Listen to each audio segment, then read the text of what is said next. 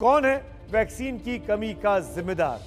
कुछ सवाल खड़े होते हैं कि क्या केंद्र सरकार है जिसने 45 साल पार के लोगों को वैक्सीन का जिम्मा तो लिया लेकिन बाकियों को राज्य के भरोसे छोड़ दिया, या फिर राज्य सरकारें जिम्मेदार हैं जो सिर्फ वैक्सीन की कमी का रोना रो रही हैं, वैक्सीन के लिए उनके पास कोई प्लानिंग नहीं है, या फिर वो स्वास्थ्य सिस्टम है जो किसी महामारी के खतरे और उसके समाधान को भी भांप नहीं पाता, या फिर वैक्सीन कंपनियां हैं जो वैक्सीन बना ही नहीं पा रही।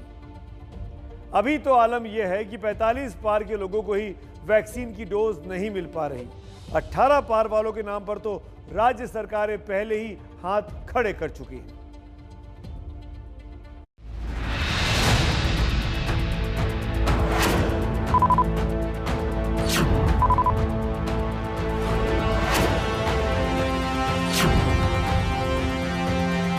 जो लोग वैक्सीनेशन सेंटर पर पहुंच रहे हैं उन्हें इस प्रकार की चुनौतियों का सामना करना पड़ रहा है। कई लोगों को निराशा हाथ लग रही है, खाली हाथ लौटना पड़ रहा है। मुंबई में वैक्सीन के लिए पसीना पसीना होते लोग।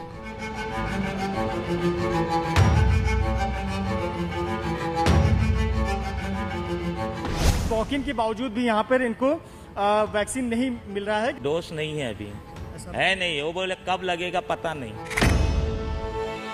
दिल्ली में वैक्सीन की कमी के चलते खाली पड़े वैक्सीनेशन सेंटर।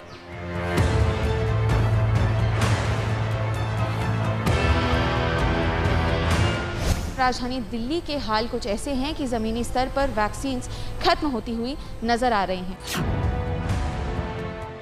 नोएडा में वैक्सीन लगवाने आए लोगों की कार की एक कतार देखिए।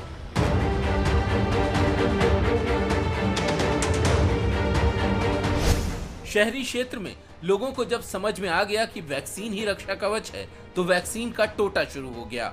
अभी 45 पार वालों की तो कतार भी दिख रही है, लेकिन 18 पार वालों के लिए तो सरकारों ने नो वैक्सीन का बोर्ड लगा दिया है। वैक्सीन की बदइंतजामी का आलम यह है कि कई राज्यों में, कई जिलों में तो वैक्सीन के सेंटर शुरू ही नहीं हुए।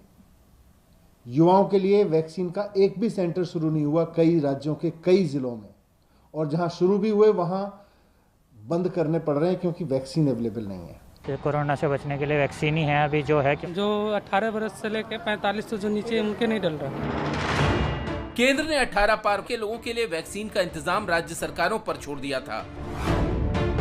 भारत में बनने वाली कोविशील्ड और कोवैक्सीन इस डिमांड को पूरा नहीं कर सकती, लिहाजा राज्य सरकारों ने इसके लिए ग्लोबल टेंडर निकाले हैं ताकि विदेशी वैक्सीनों के जरिए जरूरत को पूरा किया जा सके। लेकिन अब इसमें भी रोड़ा आ गया है।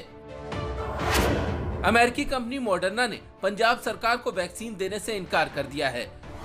मॉडर्ना का कहना है कि राज्य सरकारों को सीधे वैक्सीन देना उसकी नीति के खिलाफ है। कंपनी के मुताबिक उसकी डील सीधे केंद्र सरकार से होगी। As per their reply, they will only deal with central government. तो उसके रेफरेंस में हमने उनको रिक्वेस्ट की है कि आप हमारे बिहाफ पे इनसे बात करें और अगर पॉसिबल है तो जितनी जल्दी हो सके ये वैक्सीन हमको मिल सके। वैक्सीन बनाने वाली दूसरी विदेशी कंपनी फाइजर भी कह चुकी है कि वो भारत सरकार के अलावा किसी और से डील नहीं करेगी।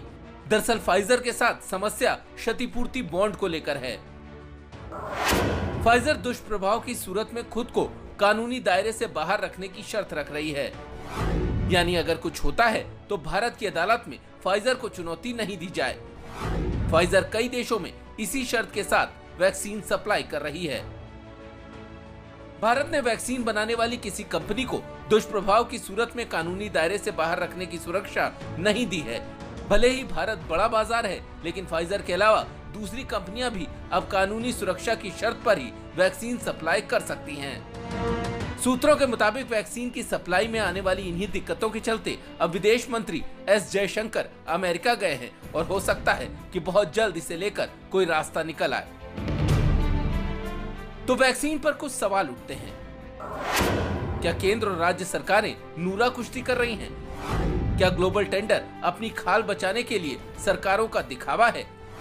जब राज्य सरकारें डील कर ही नहीं सकती तो केंद्र ने पहले ही विदेशी कंपनियों से बात क्यों नहीं की? इस कारण से वैक्सीन में होने वाली देरी के लिए जिम्मेदार कौन होगा? अब फाइजर और मॉडर्ना के मना करने के बाद राज्य सरकारों के पास क्या विकल्प बचता है? इन सवालों की सुई आम लोगों को चुभ रही है, जबकि वैक्सीन के नाम पर खाली वॉयल लेकर सरकारें घूम रही हैं। फाइजर से बात हुई, फाइजर वाले कहते हैं जी आपको नहीं देंगे, हम केंद्र सरकार से बात करेंगे। हमारी मॉडर्ना से बात हुई, मॉडर्ना वाले कहते हैं जी हम आपको नहीं देंगे, हम केंद्र सरकार से बात करेंगे। काफी समय हो चुका है, तो अब हमें और समय नहीं गंवाना चाहिए। वैक्सीन की किल्लत को लेकर उठ रहे सवालों के बीच एक गणित और समझिए। भारत में वैक्सीन बनाने वाली दोनों कंपनियां मिलकर हर महीने 8 करोड़ डोज तैयार करती हैं, यानी हर महीने के लिए 26,67,000 डोज। मार्च में औसतन 16,32,000 लोगों को रोज टीका लगा। अप्रैल में ये संख्या तेजी से बढ़ी और करीब 28,69,000 रोजाना तक पहुंच गई। मई के 23 दिनों का औसत निकालें तो 16,31,000 लोगों को हर रोज वैक्सीन लगी है। तो सवाल है कि बाकी वैक्सीन डोज जाती कहां हैं, जिनके लिए ये लंबी कतारें लगी हैं।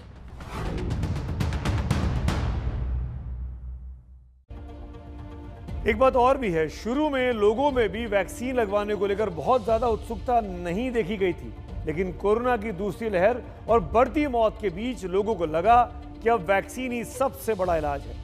लेकिन लोग जब वैक्सीनेशन सेंटर पर जाने लगे तो वहां पर वैक्सीन खत्म हो चुकी थी, या लोगों के हिसाब जो था वैक्सीन लगवाने आने का वो गड़बड़ा चुका था।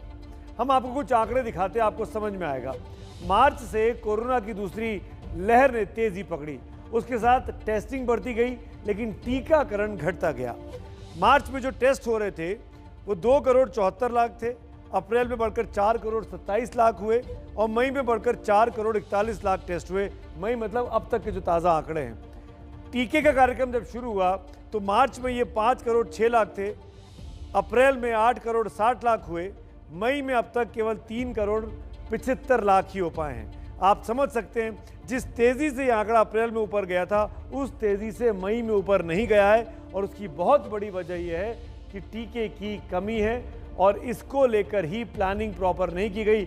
आपको याद होगा सीरम इंस्टीट्यूट के एग्जीक्यूटिव डायरेक्टर सुरेश यादव का बयान हमने आपको परसों दिखाया था, जिसमें वो ये बोल रहे थे कि सरकार ने जब 18 से ज़्यादा उम्र के लोगों के लिए टीके की तारीख खोली 1 मई से, तब सोचा नहीं, तैयारी नहीं की, क्योंकि वैक्सीन बनाने को लेकर कंपनियां नहीं तैयार थी, उनके पास इस तरह की इंफ्रास्ट्रक्चर और रॉ मटेरियल नहीं था। इसीलिए इस वक्त ज़रूरत वैक्सीन लगाने की रफ्तार बढ़ाने की है, वैक्सीन को तेज़ी से बनाने की है। लेकिन रफ्तार बढ़ गई वैक्सीन पर राजनीति की। कहीं वैक्सीन सर्टिफिकेट पर फोटो लगाने की होड़ मची है तो कहीं दूसरे पर उंगली उठाने की। इसमें सबको वैक्सीन लगे, ये तैयारी काफ़ी पीछे छूट गई है, क्योंकि राजनीतिक पार्टियां तो अपनी अपनी सियासी रोटियां सेकने में लगी हैं।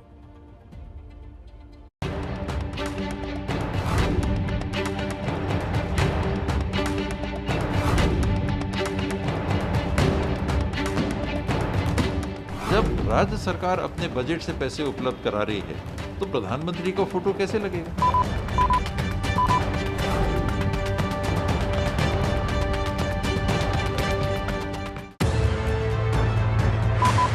लगवा लीजिए फोटो, क्योंकि यही फोटो तो आपके सत्कर्मों का गारंटी कार्ड है। लेकिन जिस पैसे का एहसान आप दिखाकर फोटो छपवा रहे हैं, वो पैसा भी तो उसी जनता की जेब का है जिसके लिए आप पूरी सियासत कर रहे हैं। एक तरफ देश में कोरोना से हाहाकार है, वैक्सीन की मारामारी है, तो दूसरी तरफ जनता की चुनी गई सरकार को इस बात की चिंता कम है कि लोगों को जल्द से जल्द वैक्सीन लगवाई जाए, बल्कि उनका ध्यान तो इस बात पर है कि राज्य सरकार के पैसे की वैक्सीन के सर्टिफिकेट में बघेल साहब की फोटो कैसे लगाई जाए। 45 साल से नीचे उम्र के 18 साल की उम्र तक के जितने नागरिक हैं वो राज्य सरकारें पैसा लगा के अपना खरीदें। तो जब राज्य सरकार अपने बजट से पैसे उपलब्ध करा रही है तो प्रधानमंत्री को फोटो कैसे लगेगा? फिर तो राष्ट्रीय कार्यक्रम नहीं हो गया ना, वो तो राज्य का कार्यक्रम हो गया। तो राज्य के कार्यक्रम में तो राज्य के मुख्यमंत्री का फोटो लगेगा। छत्तीसगढ़ के मुख्यमंत्री जी को इस बात की चिंता नहीं है कि छत्तीसगढ़ से 18 साल के ऊपर के लोगों का जीवन बचाया जा सके, उनको वैक्सीन लगाया जा सके, उनको अपनी फोटो छपवाने की चिंता है। क्या उनका लगा हुआ फोटो इंटरनेशनल मान्यता मिलेगी? कमाल देखिए कि कांग्रेस वैक्सीनेशन सर्टिफिकेट पर प्रधानमंत्री की तस्वीर का विरोध कर रही थी, अब उसके मुख्यमंत्री उस सर्टिफिकेट की शोभा बढ़ा रहे हैं। अब आपको वैक्सीन मिले ना मिले, लेकिन राजनीति खूब मिलेगी। बिहार के पूर्व मुख्यमंत्री जीतन राम मांझी ने आदर्शों की नई लकीर खींची कि क्यों ना राष्ट्रपति की तस्वीर लगाई जाए, साथ में पीएम सीएम भी हों। लेकिन बात यहीं तक नहीं रुकी, बल्कि आगे नीतीश के साथ वाले मांझी ने जो कहा वो कांग्रेस के एक नेता की लाइन से मेल खाता है। यही एक प्रधानमंत्री हैं जो टीकाकरण में वह अपनी तस्वीर लगा करके और दांत दिखा करके लोगों को दिखलाते हैं कि देखिए ये हम टीका हम लगवा रहे हैं आपको। तो मैं कहना चाहता हूं प्रधानमंत्री जी से कि जो डेथ सर्टिफिकेट में उसमें भी अपना फोटो आप लगा दीजिए, वही हंसता हुआ चेहरा दिखाते हैं। वैक्सीन की कीमत को लेकर विपक्ष की सरकारों ने केंद्र पर हल्ला बोल दिया है। एक देश एक कीमत की मांग को लेकर राजस्थान सरकार अब कोर्ट का दरवाजा खटखटाने की तैयारी में है, तो मुंबई कांग्रेस भी अब सरकार के खिलाफ हल्ला बोलेगी। 10 से 11 बजे तक 1 घंटा मार्केट प्लेस की जगह या तो वैक्सीन सेंटर की जगह ये सवाल हमारे लोग मोदी जी को दोबारा पूछेंगे, मोदी जी हमारे बच्चों की वैक्सीन विदेश क्यों भेज दिया आपने। राजनीतिक दलों का काम है सियासत, कीजिए सियासत। विपक्ष का काम है सवाल पूछना, पूछिए सवाल। लेकिन आपदा के इस दौर में सियासत और सवाल दोनों ही जनता के लिए होने चाहिए, न कि अपनी राजनीति चमकाने के लिए।